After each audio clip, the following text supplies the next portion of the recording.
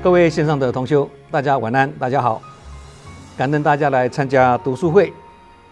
今晚的读书会来到了第164讲，主题叫做亲近在源头，源头在心头。亲近在源头是证严上人在很多年以前针对环保志工所提出来的呼吁。这个话说2014年的6月也就是9年前证严上人行脚到台湾全省在台湾南部参观一个慈济的环保教育站的时候呢，由于那个环保站堆放了很多不能回收的垃圾，那造成环保站有阵阵的异味。那个时候呢，证严上人语重心长的对众开示教导大家对环保教育的正确理念跟做法，并且呢以忍痛教育来形容自己的心情后来行脚到另外一个据点区的时候呢，又再对众持示忍痛教育的真正的意涵那证严上人就说了，忍痛教育就是说出来的话人家可能不喜欢听，但却是影响深远所以还是要讲这个叫做忍痛教育那言下之意就是说，民众大德拿来环保站的物资必须请他们先在自己家里做好资源分类可以再利用的才送来环保站不能回收再利用的垃圾呢就自行处理，不要拿来环保站这样才不会让环保教育站变成异味扑鼻的垃圾场这个叫做亲近在源头了这个是证严上人教诲弟子们的大斋教育严格说来了，必须德跟缘都具足才有忍痛教育的教化力量。不是每个人都可以随便对别人忍痛教育的众生缘不够，加上德恨也不够却贸然的要去对别人忍痛教育美其名是忍痛教育了，其实是对别人的伤痛教训因为你的忍痛会造成别人的伤痛虽然你是利益良善是好心好意去提醒别人，但无缘说话辨是非，或说话口气太重甚至德恨不够，那更无法以德服人这样就会说起话来吓死人造成了我本将心向明月，无奈明月照沟渠自认为一颗真心是向着明月，是单纯而清澈的，期待的是明月也能够回馈真心可是呢，无奈明月却照着沟渠虽然好心好意要去劝诫别人但善缘不足，德恨不够造成别人无动于衷，也毫不领情那自己热心的付出却没有得到应有的回报跟尊重，这个会很令人难看相信大家都有这样的经验所以觉者有德才可以对别人的忍痛教育，凡夫无德只能自己忍痛学习一个是教育一个是学习。那一次呢，证严上人6月行脚过后返回净寺精舍那因为呢这个体力透支而生病因此呢3个星期没有出来开示。病后第1天升座开示的时候呢，证严上人讲的都是自我忏悔的话。那天呢，上人说自己德亏残身，官身不尽扰人多，行缺愧家，时日已过命已减整句话的词句呢非常的文雅，第1句的德配第2句的恨就是行动那个行我们念恨那叫做德恨嘛。那第1句的惭配第2句的愧叫做惭愧那第1句的官身不尽扰人多配第2句的时日已过命已减这2句呢七言绝句配合的恰到好处。那整句话的意思是说，哎呀，生了这场病呢，不但打扰了医疗人员啊，也打搅了心急如焚的弟子啊。而生病期间呢，也不能做很多的事情，因此呢，自觉空过10日。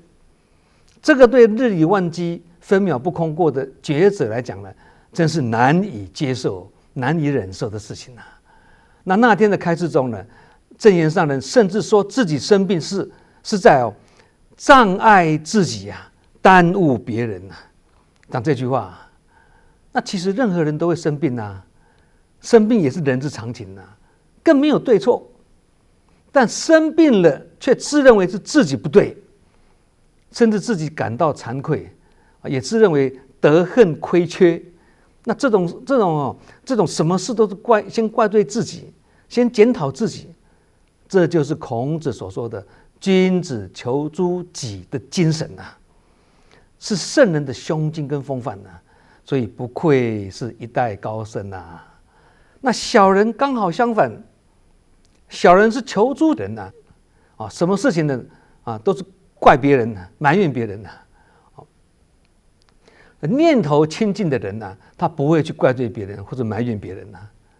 因此呢，证严上人所说的清净在源头，不是单指环保的工作而已哦，而是要把它延伸解释为清净的源头，其实就是指我们的心头啊。因为人之初性本善嘛，跟人本具佛性嘛，都是强调心本来就是清净无染的。就好像水源本来是干净的，但如果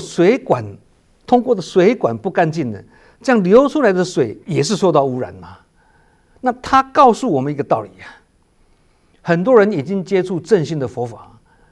却无法把过去的定知定见或者妄知妄见呢，把它舍弃掉，那造成了成见很深啊，定见难除了。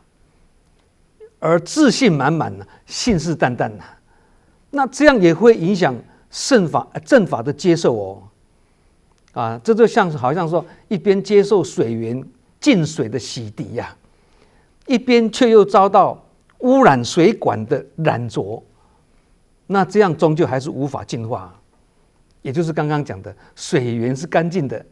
但过程中的水管却不干净。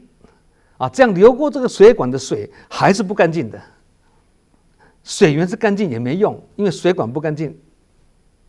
那这样的譬喻应该很贴切了大家都容易听得懂啊。2004年南亚海啸过后因为那时候我还是新加坡分会的执行长嘛，那短中长期的这个赈灾跟灾后重建工作完成之后呢，还是要常常要带动新马的志工呢，过去推动会务在这个可伦坡跟南部的这个汉邦托塔2个地方那目的是要带动当地的志工种子那记得有一次我们在斯里兰卡中南部的一个小镇就是从那个汉邦托塔南部到首都中间这个过程的地方这小镇上呢举办一个慈济人医会的茶会要督当地的医生呢来参加这个医生的志工组织那当天来了150多位的当地的医疗人员后来茶会结束以后呢，那很多人还留下来继续跟我们互动由于互动的时间呢，有一段不算短的时间那时候呢，我就注意到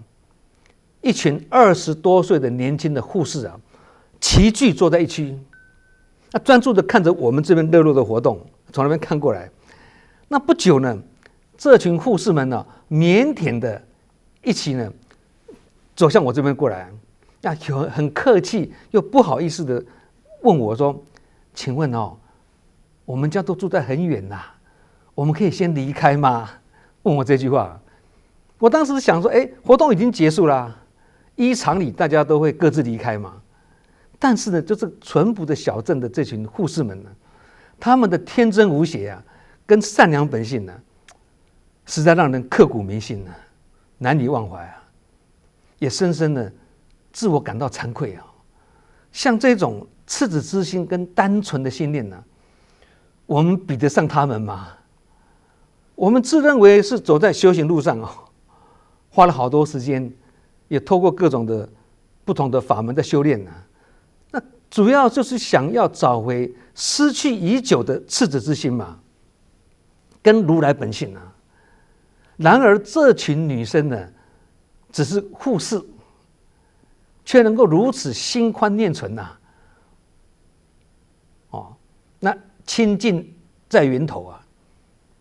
这个就代表他们清净在源头嘛，本性就非常的单纯嘛。这个是让我们感到自惭形秽，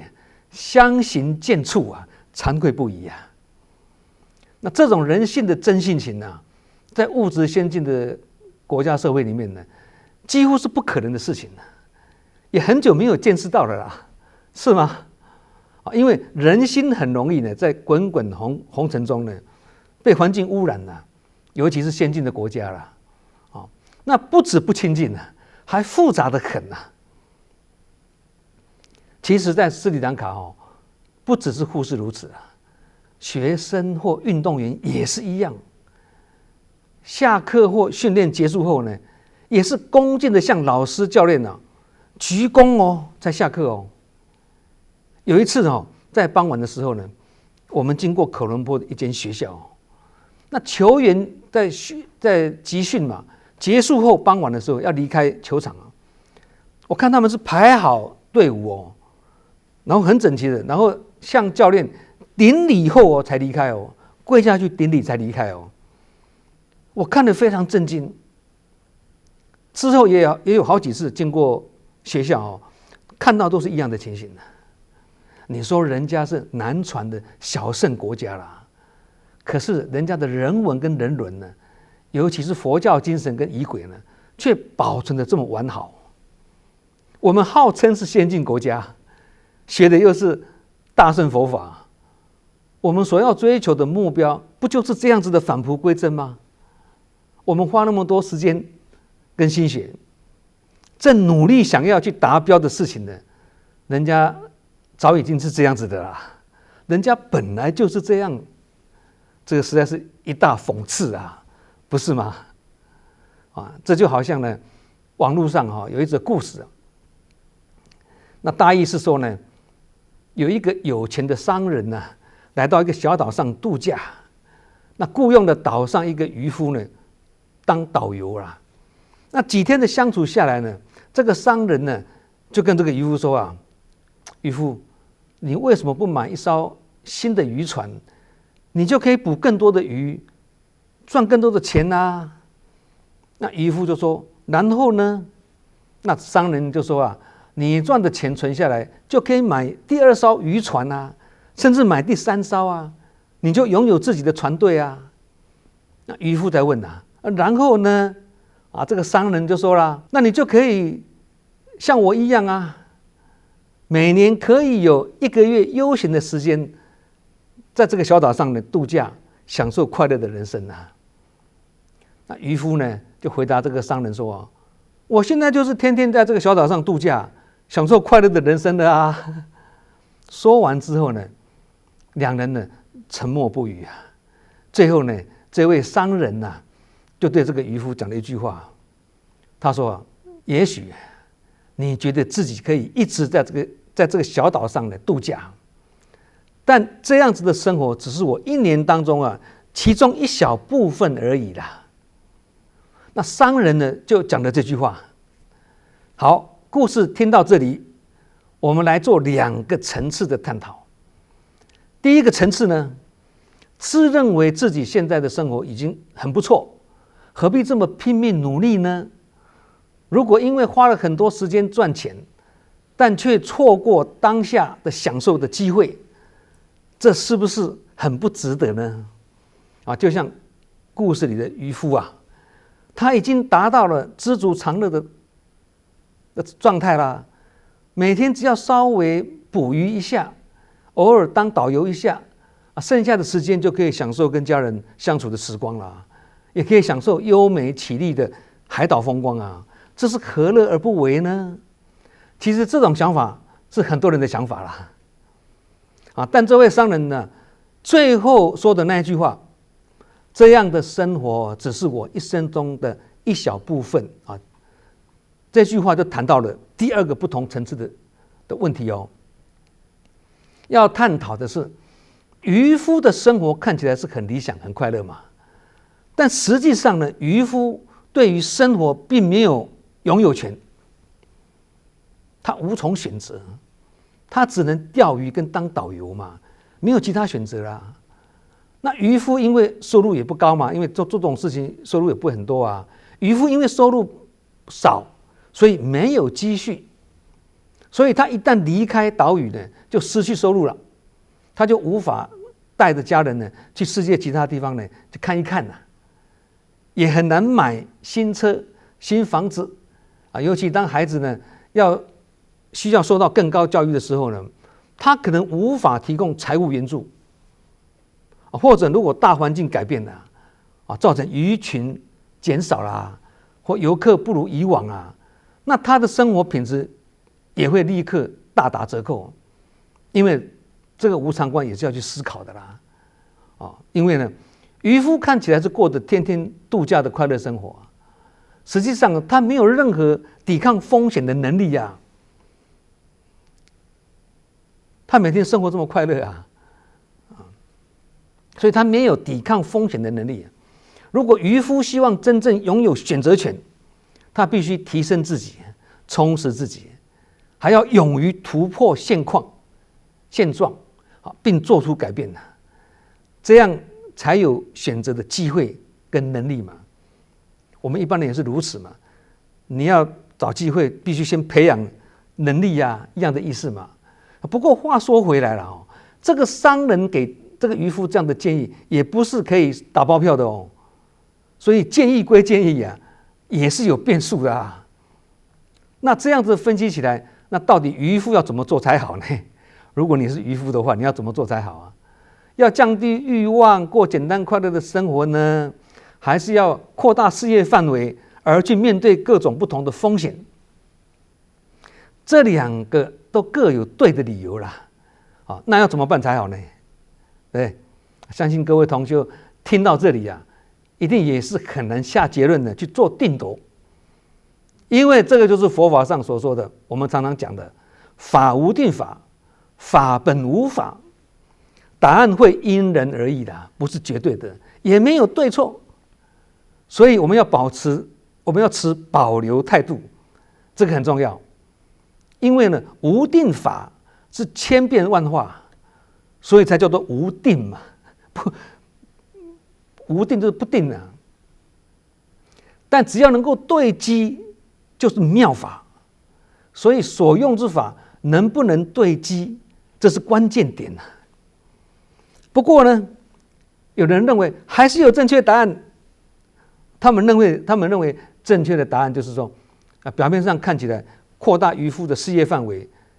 背后还是会有一些让人担心的问题嘛像说过程中可能会碰到困难而失败啦，或扩大经营也不一定有市场啦，或担心经营不善而负债啦，或担心因为工作忙碌而生活品质降低啦，没有像现在这么好这么快乐等等不再像以前钓鱼或做导游这么单纯快乐的啦。那这些人呢认为有正确答案的这些人呢，他也知道说经营事业也是会有风险跟无常的，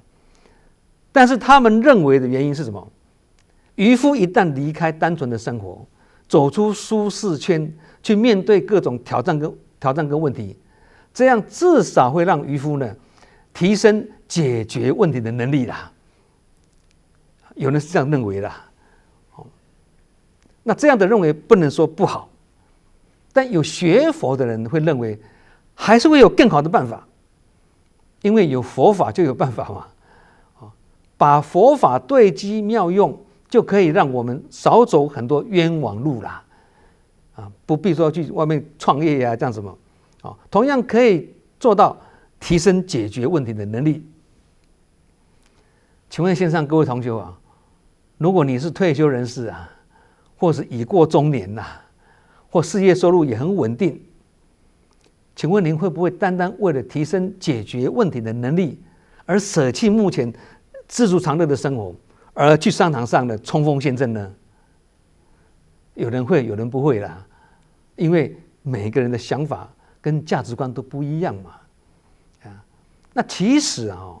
美其名啊，说要去提升解决问题的能力啦，其实最后的目的还是要赚更多的钱嘛，不是吗？这个就是贪念呐，就好像呢，前几天有一位志工师姐跟我说了他先生已经70几岁了，想去东南亚投资设厂，问我哪一个国家比较适合，想参考我的意见。那我就用幽默的方式回答他，我说：“哎呀，师姐，有什么事大家好好商量，要从长计议，不要临时起意，要以大局为重，千万不要轻举妄动。”我这样开玩笑跟他讲了，哎，这是想不开啦，70几岁了还要去创业，又不是过不下去啊。老实讲了解决问题的能力，从学佛中就可以去增长了啦。不必绕一大圈，成本太高也太复杂了，甚至风险很大。对，那70几岁的人呢，你要去投资，也不保证一定成功啊。但东山再起也没有什么机会的，年纪这么大了。我50岁的时候，跟我家师姐提前退休，不领薪水，当全职的志工过着平凡平淡的日子。透过人群中借势练心、借境修心，而经一事长一智啊，这样解决问题的能力也是自然提升很多啊。因此，我不必在投入事业中把自己搞得曲折离奇呀、颠沛流离呀，很辛苦啊。所以，事业有事就有业，无业就一身轻啊。所以，懂得放下才会清安自在啊。以前我们不是提过吗？放下布袋何等自在，放下包袱何等幸福嘛？我们提过嘛。不过这个也是要有自己的生涯规划啦。刚刚讲的不是临时起意而是要从长计议啊，要规划。好，现在我们理性的来探讨一个问题：如果我们已经有年纪了，甚至已经快到退休的年纪，而且生活也算过得不错，请问大家，我们是否还要辛苦的去追求更多的财富呢？这个议题是牵涉每个人的价值观而这样子的人生价值观呢，又跟自己是否亲近的念头是息息相关。只要自己很知足了，也不贪那就是亲近在源头了。这样就会有智慧去清楚判断以下的几个状况。什么状况例如第一个是要升职当比较辛苦的主管呢，还是要待在原本熟练的职务第二个要创业去挑战有风险的生意呢，还是上班等稳定的加薪就好？第三是要面对棘手的业务拓展呢，还是要顾好现在稳定的本行或本业就好？第四是要奋力一搏呢，还是要稳定的守成就好？以上这4个是很多人曾经面对过、纠结过或正在面对的人生的抉择了。人生是一连串的选择，生命的经历是选择的过程小抉择影响一天，大抉择影响一生所以选择错误的话呢，人生会跌跌撞撞，诸事不顺，障碍偏多了。那选择正确的话呢，则一帆风顺诸事亨通，无往不利。这其中结果上会有很大的差别跟风险，而选择是影响整个大局的关键因素之一就像刚刚前面讲的，70几岁了还要去海外投资，你只许成功不许失败这个就是没有选择权，你无从选择，你必须成功。但是谁敢挂这种没失败对不对？所以才说想不开嘛。对，我们读书会第11讲就是以选择做主题，做了很深入的分析跟论述各位如果有兴趣可以去参考我们就不再赘述了要有正确的选择之前呢，就要先有正确的分辨跟分析的能力，这个也是要学习的，也是要培养的。那这个就是佛法上所说的分别智嘛，分别的智慧的意思啦。那人生有时候呢，虽然你会期望改变，但因为现况还不是很差，因此呢，并没有急着要去着手行动了有想要改变，但是因为还好，也没有什么急迫性嘛意思是这样的。那有时候就是怎么样呢？现况已经开始恶化了，自己也有感觉到，但找不到改变的方法。那有时候是怎么样呢？虽然找到方法了，哎呀，好庆幸找到方法，但问题拖延太久了啦，反应太慢了，大势已去，为时已晚啦，造成小事变大事，小病变大病，这样的人生经验我们大家都有了，付出很多的代价了嘛，对不对？好，那前面讲了一大堆，现在我们来做一个结论的，就是2点，结论2点第一个，当下生活还过得不错，并不代表自己拥有选择权哦。可能因为我们没得选择嘛，我也想选，但是没得选择啊，只好面对现实，强迫自己呢欢喜接受。欢喜接受这个还好啦，有些人是无奈接受、痛苦接受，那这个就很辛苦了，对这是第一点。第二点呢，如果想增加选择权让自己有选择权也就是凡事要操之在我的意思有自主权，那就要学习充实自己，提升自己解决问题的能力了，这个是很现实的所以简单讲就是做自己生命中的主人可以主宰自己，而不是主人被仆人掌控，或没得选择而由不得自己过单纯的生活而得到快乐，这个是值得鼓励的事情。但是有选择权的人选择自己喜爱的方式去过快乐的生活，这个也没有错。他花很多钱透过娱乐得到快乐，这个人家也没有错因为有选择跟没得选择也是跟个人的福报有关没有对错。那至于要不要走入修行的领域那不但是个人选择的问题更是福报跟因缘的问题，甚至跟智慧有关有些人光是要做个志工都障碍重重，层层阻力我们志工里面就有了很爱做志工，但是阻力很多，家人或先生或太太反对或不认同干什么，这个都有阻力的，那更不要说要来修行了。那有些人则是很有福报，也很享福，但他不了解真正有福之人是指修福的人，而不是指享福的人哦。这个道理如果不清楚，就会富而不治则衰以前我们也提过了意思是说很富有也很享福，但没有智慧，富而不治嘛。这样子的人最后也会衰败下去家道中衰不是这样子吗？所以如果对这样子的道理很清楚的话呢，那也是一种清净在源头了。其实发心如初也算是一种清净在源头，因为初发心是最清净、最真诚、最柔软、最有力嘛。而这样子的一念心呢，我们如果能恒持而守之不动，就能不轻易受外境影响而动摇道心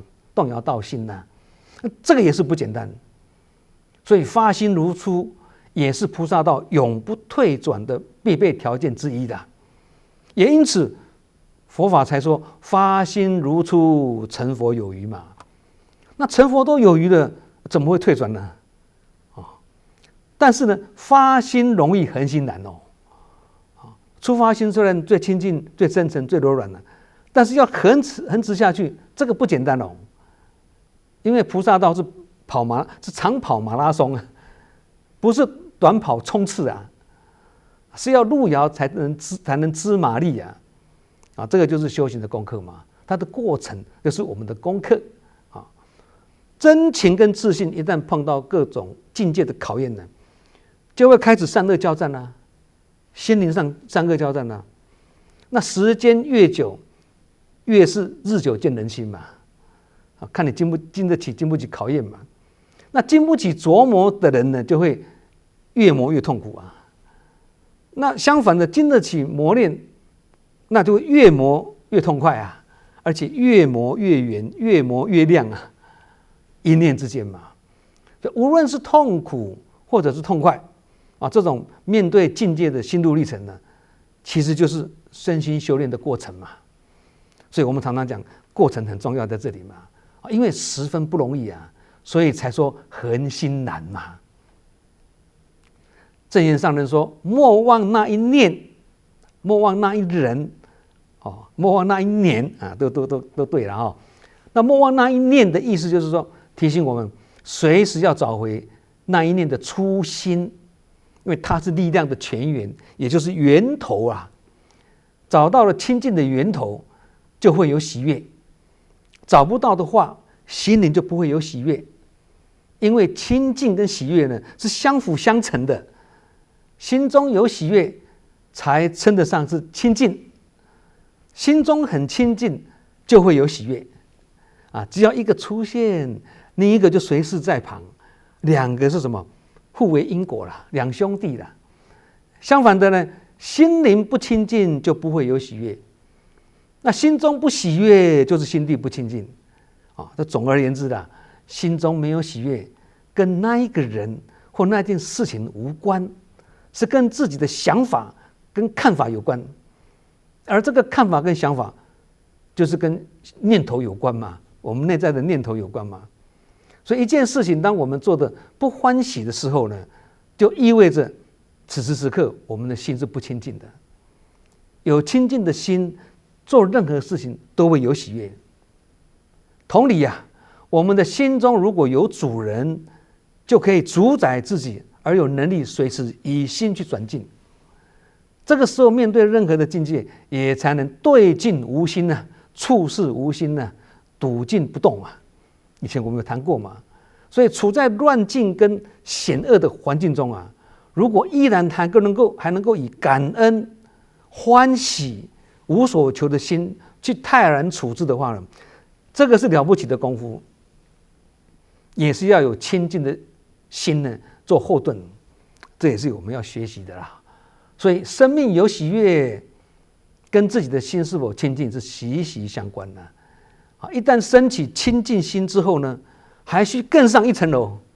让清净心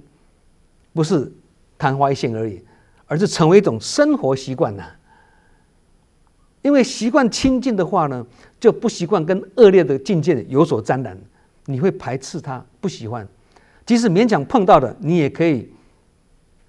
化逆境为真上缘呐！佛法的奥妙在这个地方嘛。那这个也是学佛很重要的理念呐。任何一个地方能让我们觉得清净、跟宁静、跟喜悦的，那就是我们的家。而开启这个家门唯一的一把钥匙，叫做大爱。要通往这个家，只有一条路，叫做甘愿做欢喜受。有这样子的思维啊，才有可能让我们清楚迈向清净的源头。我们没有跑错方向，因为那这是我们要努力以赴的目标啊，这叫做清净的源头啦。那法的源头叫做法源，也是清净无染。慈济法门的源头就是净思成语跟人间菩提两个。那净思成语是法脉，人间菩提是宗门啊。那法脉是为佛教，是无为法；宗门是为众生，是有为法。法脉是入经藏，宗门是入人群呐。法脉是法入心，宗门是法入行。法脉是智门，宗门是悲门啊。这个过去我们都有提到了哦。那两个相辅相成，就叫做福慧双修了。这就是慈济宗门的法源。所以法源很清净，法源是很清净的源头，而这个清净的法源也是来自一念心嘛，所以才说万法唯心呢，就是这个道理呀。那心清净就会净而不染了，那心不净就会自惹尘埃。尘埃不是来自外面，是自己里面内心引起的。所以人之所以会有恶的倾向啊，或无明烦恼啊，这是因为人的念头先遭到污染了，也就是心头出了问题了。这就是起来有志的因，源头受污染了，那下游要清净也是很难嘛，对不对？这就好像什么念头偏差，业障就来嘛，一样的道理呀。我们如果只是从果上面去处理的话，那是治标不治本了，头痛医头啦，脚痛医脚啦，这样就无法对症下药了。要从因去下手。一个心灵清净跟喜悦的人呢，比较不会去追求物质上或感官上的娱乐，因为他知道要从娱乐中呢得到快乐，根本是缘木求鱼，这是不可能的事情啊。那娱乐不是快乐的源头哦，清净才是啊。透过娱乐去找寻快乐，即使有找到，那也是短暂的嘛，无法持久。相信这样的道理大家很能够体会了，因为心中有宁静跟清净的人呢，才能感受到真正的快乐，并享受它，也才能让快乐持久。持久的快乐已经不叫做快乐了，叫做法喜，它是永恒的，是来自内心的。而心灵要清净啊，必须靠法水来洗涤呀。同理呀，只是做慈济，但没有找到活水源头，这是宗门有余，法脉不足啊！不知为何而来啦，也不知为何辛苦，为何忙啊？忙到最后身累心也累啊！力量当然无以为继嘛。再接下来就是停跟退了嘛，道理是如此嘛。所以身入法随。然后随法入身，刚好颠倒过来，但是字不一样哦。身入法水，随法入身啊，这个也是活水源头，它会让我们将有形的体力呢变成无形的法力啊，更会令我们时时呢法喜充满了。所以这也是法水源头啊。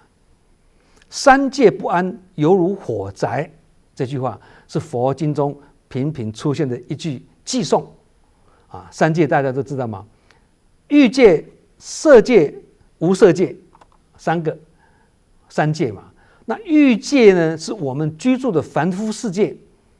里面的众生呢，受制于贪嗔痴三毒啦，这叫欲界啦，有欲望的啦。好，第二个色界呢，是较高层次的生存界，里头的众生呢，已断除了若干的执着了，已经不再执着了。第三个是无色界，是轮回中最高的生存界啦。里面的众生啊，虽然已经解脱对形体的执着，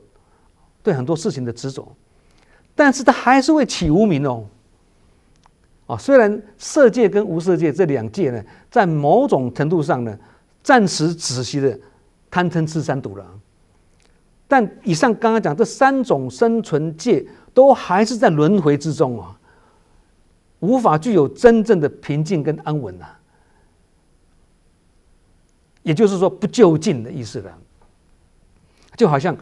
焚烧的宅舍啦，这个梁栋倾危啦，柱根腐败啦，所以呢，处处陷阱，险象环生的意思是这样子的。那佛陀以三界不安，犹如火宅来做譬喻啊，来警惕我们呐，让我们明白，我们所居住的世界就好像是一栋火宅，要行道也要有道可行，要用法也要有法可用啊。那究竟之道就是什么？就是菩萨道。那可用之法就是一圣真实法。菩萨道虽然是真实之道了更是学佛的究竟之道啊，但不可讳言呐，在人群中做事情呢，要面对各种凡夫不同习性的磨练，更要具足信心跟愿力啊，其实是不容易的。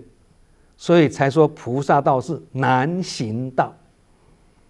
但是如果要难行能行，则非要同步修行勤修六度波罗蜜不可。这个广清老和尚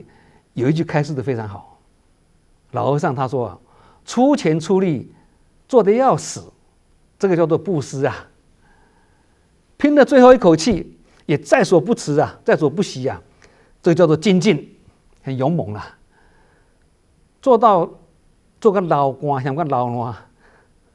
做得要死，被人家嫌得要死啊，这就是忍辱啊，忍受屈辱啊，人家的批评啊，忍受别人的批评啊。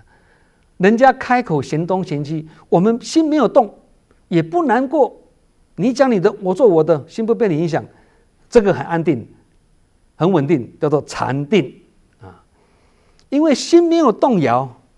而没有动口对他回嘴，这个是持戒守口业。而如果能想得开，把那口气也压下来，吞下去，消化掉，这叫做智慧啊！这是修菩萨道的法门里面很重要的六度波罗蜜啊。用嘴巴念佛或念经，这个就容易一点了啊。这个叫做易行道啦。心行平齐跟心行平等呢的修行呢，就是难在这里啦。所以证严上人才说，修行不是行难修啦，是习气难改啦。这个是一针见血了哦。有时候我们自认为是明察秋毫哦，事事能够追根究底，好像很用心的样子。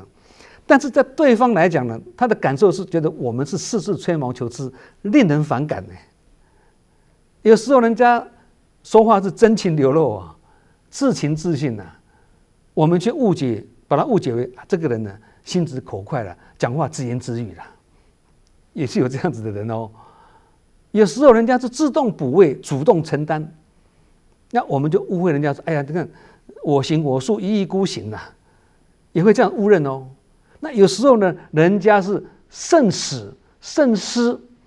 没有草率做出决定，他们认为这个是事缓则圆啊。可是我们就会质疑说：“哎呀，这个人哦，优柔寡断啦，缺乏果断啦。”等到人家三思而后行，做出决定了。我没有批评人家说，哎，他这个人哦就是这样子的，刚愎自用了，缺乏尊重了，独断独行了，这些都是属于自己不能空掉自己的成见，而以定见去判断事情啊。刚刚上面讲的就是这样子啊，所以很容易造成误判而无法接近真理，常常误会别人啊。所以能够不先入为主，也能够不心存定见。这也是一种清净在源头哦。清净的人都不会这样子啦，他有自知之明啊，他会同理别人啊。所以自作聪明或自认聪明，也是一种无明啊。而如果聪明一世，但糊涂一时啊，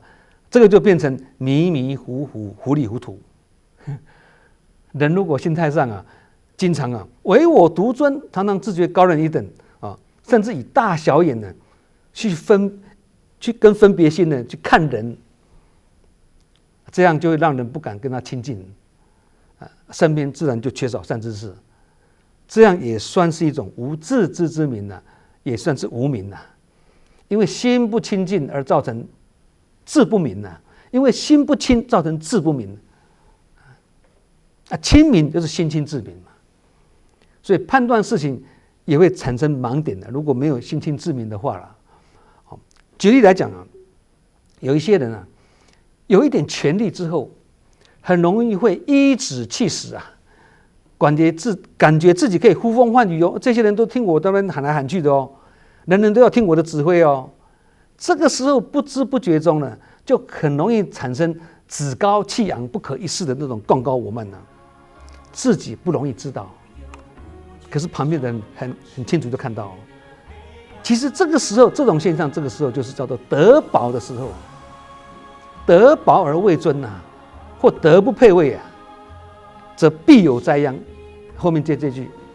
这个就麻烦了。悟达国师也是因为起了一个傲慢的心嘛，